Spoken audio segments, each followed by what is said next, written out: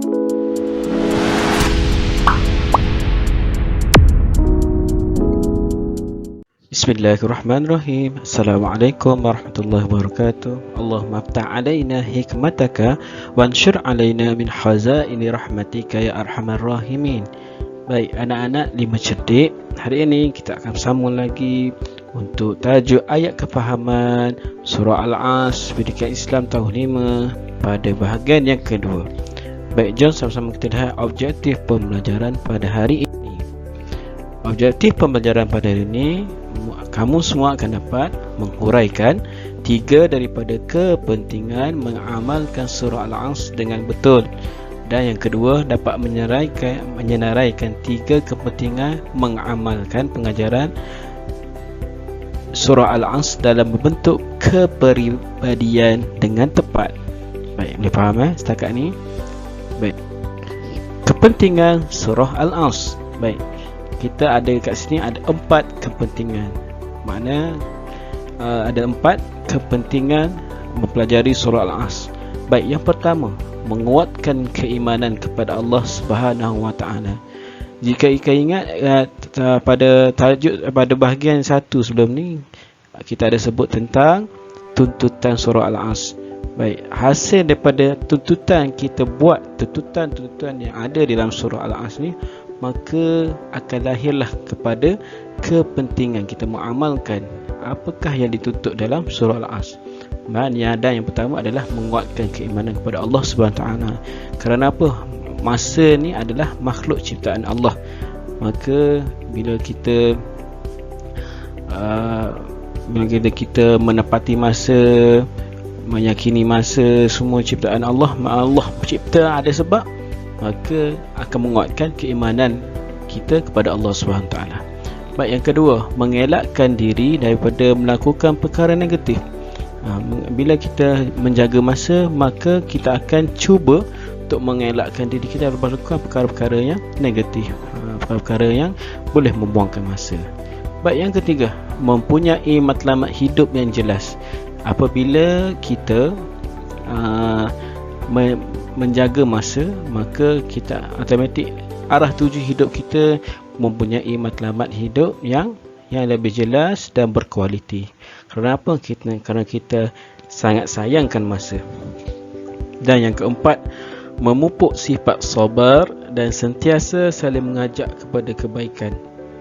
Bila mana kita ni meyakini apa tuntutan dalam surah Al-Asr ni, wa tawassaw bil haqq wa tawassaw bis sabr, maka kita akan sentiasa memupuk sifat sabar dalam diri kita dan mengajak orang lain untuk melakukan kebaikan bersama-sama.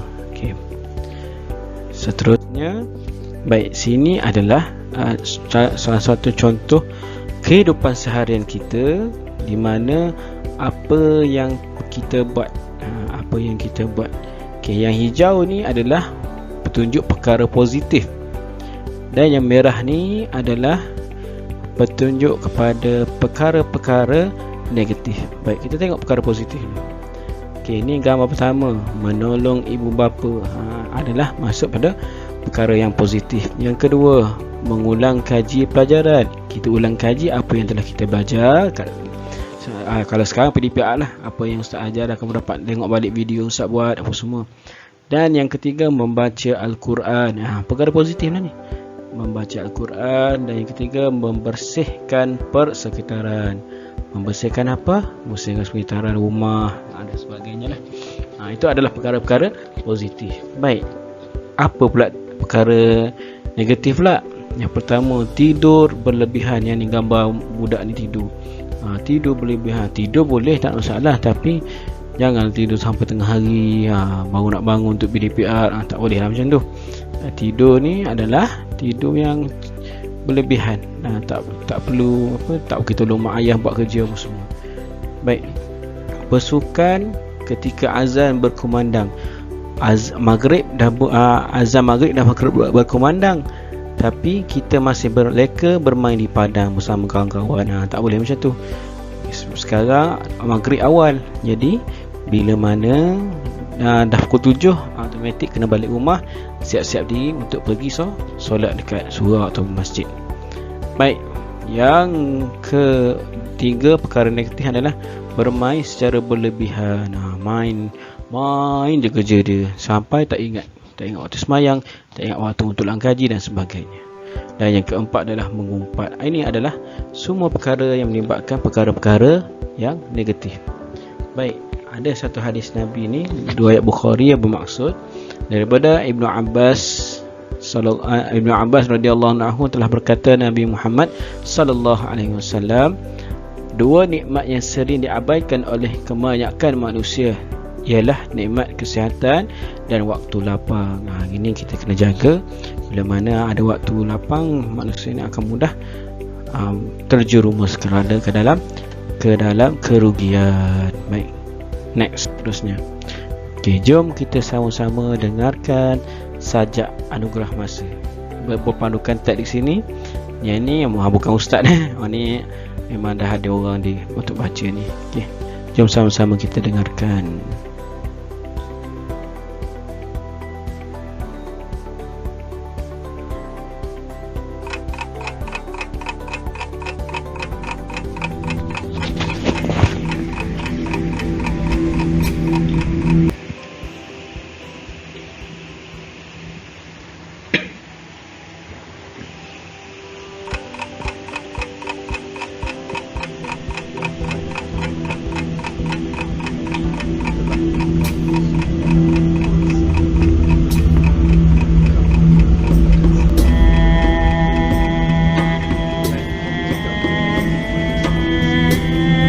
Wahai Tuhan,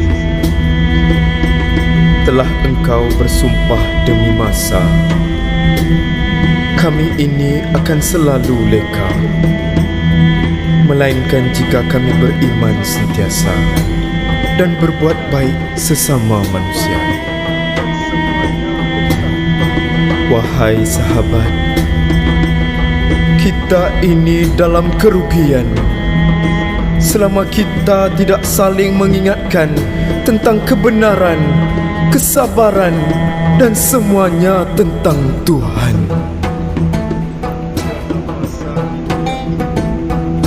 Jika ada yang salah lakunya, kita bantu.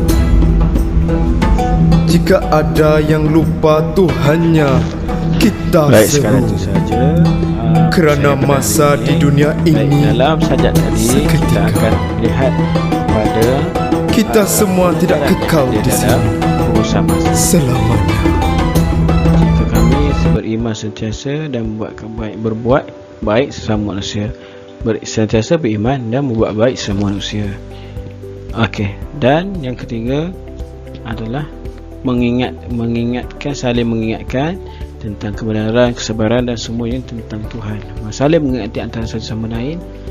Dan yang ni membantu, kita perlu saling membantu antara satu sama lain. Jika ada yang melupakan Tuhan, kita bantu dia untuk ingat Tuhan. Dan kerana manusia itu amat penting untuk kita. Kerana apa? Inilah masa perjalanan kita menuju ke arah hari akhirat kelak, insya-Allah.